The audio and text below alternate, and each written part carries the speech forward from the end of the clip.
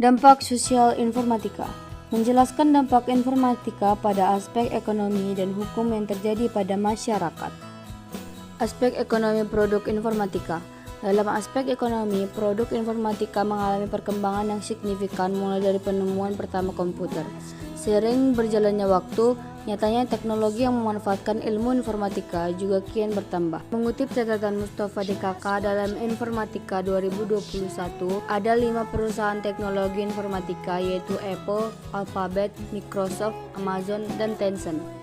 Sebagai contoh adalah produk Amazon. Perusahaan ini memberikan akses kepada orang-orang di seluruh dunia ketika ingin berbelanja. Dengan begitu, konsumen akan dipermudah melalui sistem komputasi yang ditawarkan oleh informatika. Aspek hukum produk informatika.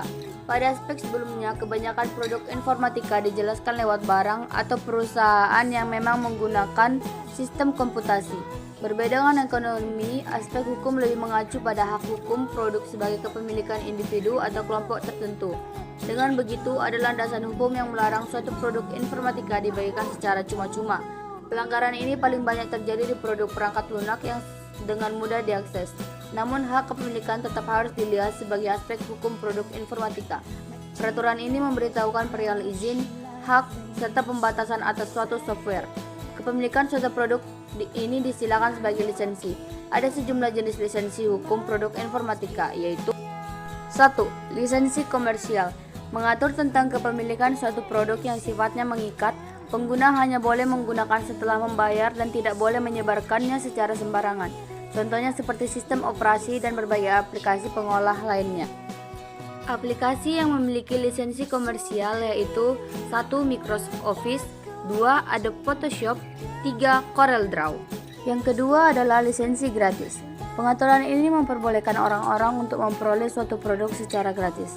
Akan tetapi tetap ada beberapa kebijakan lain yang biasanya harus dipegang teguh pengguna. Contoh peraturannya adalah tidak membagikan ke orang lain. Jika ingin memperolehnya harus lewat sumber pertama.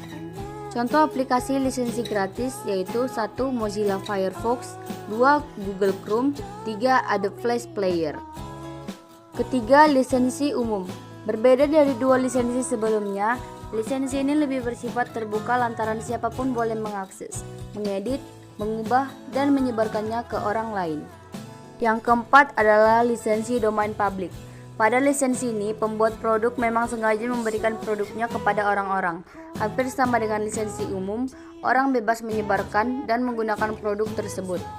Sebuah karya yang hasilnya dapat dinikmati secara umum oleh masyarakat tanpa terikat dengan individu atau pihak tertentu merupakan salah satu ciri karya dengan kategori domain publik atau public domain.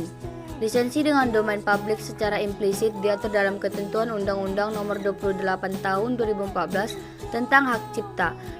Teks Undang-Undang 28 Tahun 2014 jika sudah menjadi domain publik artinya kekuatan hukum atas pencatatan ciptaan dan produk hak terkaitnya sudah terhapus. Hasil karya yang telah menjadi domain publik nantinya akan dianggap sebagai bagian dari warisan budaya publik. Jadi setiap pribadi dapat menggunakan tanpa batasan.